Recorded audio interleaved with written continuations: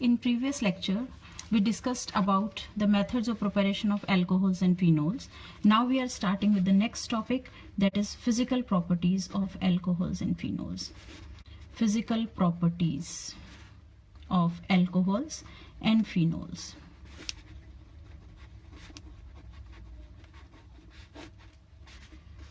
Physical properties of alcohols and phenols are specific because of the functional group. And what is the functional group present in alcohols and phenols? That is OH group.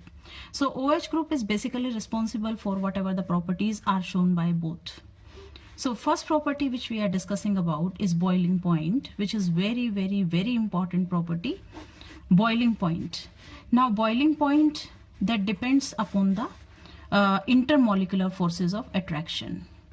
Intermolecular forces of attraction decides about the boiling point. Now if we compare the boiling point of any alcohol or phenol with their corresponding with comparable molecular mass of alkanes or alkyl halides or ethers, then alcohols have maximum.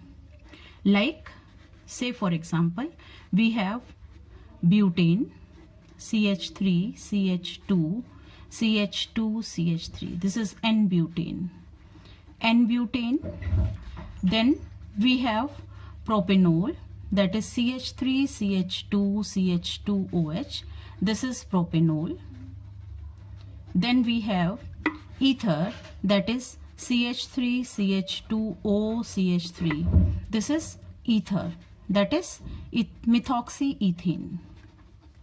And if we compare their boiling point, then N-butane is having minimum. Why is it having minimum? Because it's a non-polar compound, so it has only van der Waals forces which are considered as weakest. So this has minimum boiling point, followed by that is ether. In case of ether, oxygen carbon bond is a polar bond, so that is why dipole-dipole interaction will be the forces of attraction which are stronger as compared to the alkanes. That is why it will be having higher boiling point, and then alcohols will be having maximum boiling point. Why alcohols have maximum boiling point? What kind of intermolecular forces of attraction do they possess? They have intermolecular hydrogen bonding. Like if we see, it is ROH, then OHR, then OHR. Here you should observe R is any alkyl group or aryl group. So same is the situation in case of phenol also. So they have hydrogen bonding. Intermolecular hydrogen bonding is there, where oxygen is slightly negatively charged and hydrogen is positively charged. Negative, positive. So now that is how the hydrogen bonding is existing and making it with the highest boiling point.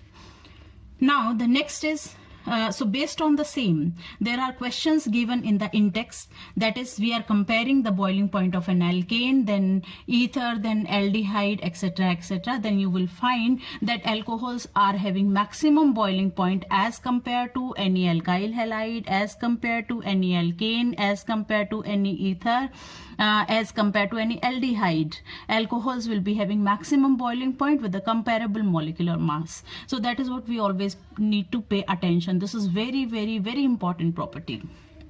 Always the questions are asked based on it.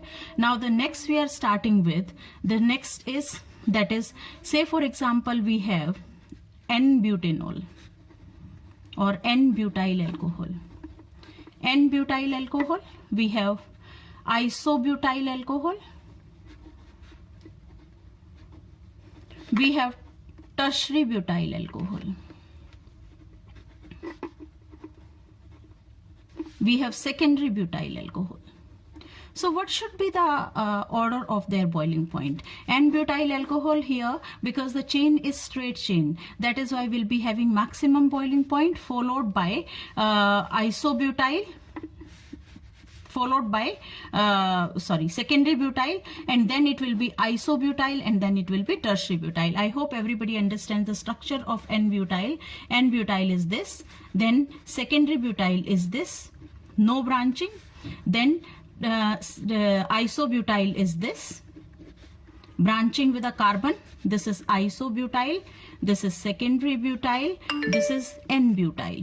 Then we have a tertiary butyl alcohol. Tertiary butyl will be having minimum boiling point. This will be having minimum boiling point. Why it will be having minimum boiling point? Because of maximum branching. Maximum branching will minimize the surface area. That is why van der Waals forces of attraction will be minimum. That is why it will be having minimum boiling point. So that is how with branching in the same number of carbon atom, the boiling point decreases. Straight chain will be having maximum and all. Now similarly we can talk about phenols also. Phenols also have higher boiling point as compared to the corresponding aryl halides. Because of the hydrogen bonding, this is phenol having hydrogen bonding, and corresponding aryl halide is the chlorobenzene. So if we compare the chlorobenzene's boiling point and phenol's boiling point and toluene's boiling point, we are talking about the comparable molecular mass. So this and this are having comparable molecular mass. So this will be having minimum because totally non-polar. This will be having higher than this, and then it will be having maximum. So phenol will be having maximum boiling point because of the intermolecular forces of attraction. Now the next physical property which we are talking about is solubility. Solubility in water. Alcohols are well soluble in water. Why alcohols are well soluble in water? Because they are able to establish hydrogen bonding with water molecule. So this is alcohol molecule. Now here you should see that this is water molecule. Then we have alcohol molecule. Then we have water molecule. So in this way, water molecule and alcohol molecules are well miscible because of the intermolecular hydrogen bonding existing between them. The lower is the, or you can say smaller is the alkyl group like methanol, ethanol, etc. These will be well soluble, like as well as the size. Whenever the size of our group will become bulkier is the alkyl group, minimum is the, or you can say lesser is the solubility. So greater size of alkyl group will hinder the hydrogen bonding. That is why phenols are not completely soluble in water. Phenols are less soluble in water. They are soluble, but they are not well miscible with water, just like alcohols, because of the large sized benzene ring. So this is all about the physical properties of alcohols and phenols, which is very, very, very important. The solubility as well as the boiling point. Now the next topic we are starting with, that is chemical reactions of alcohols. Chemical reactions. Alcohols may act as nucleophiles as well as an electrophile. It can act as both. How is it? When it acts as nucleophile, always oxygen hydrogen bond will be broken. Acting as nucleophile will lead to the breaking of oxygen hydrogen bond. How is it possible? Like say for example, we have this compound, that is ROH. Here oxygen is carrying 2 lone pairs. Now whenever an electrophile come in the vicinity of it, this electrophile will share this pair of electron with it, with this carbon. So the product formed will be ROH, 1 lone pair. Now this pair of electron is shared by this, so that is why it will become like this, and the positive charge is coming on oxygen. I hope everybody understands it. Why is it so? Because oxygen has shared its pair of electron with the electrophile. That is why a positive charge is there and only 1 lone pair is left. So here you can see it is acting as an electron rich species. It is acting as a nucleophile. Now the next, because oxygen carrying a positive charge, so that is why it will tend to neutralize its charge, and this pair of electron will be shifted towards oxygen while hydrogen will be released. So we will be getting this compound, 2 lone pairs like this. So here it is acting as a nucleophile. Now what about electrophile? Protonated alcohol always act as electrophile. This is alcohol. Now when it reacts with hydrogen ion, it will be forming R with 1 lone pair, H here, and a positive charge. This is what? This is protonated alcohol. Now this protonated alcohol will be acting as a electrophile. Here, whenever a nucleophile approach to this, that is O, H, H, positive here, and R.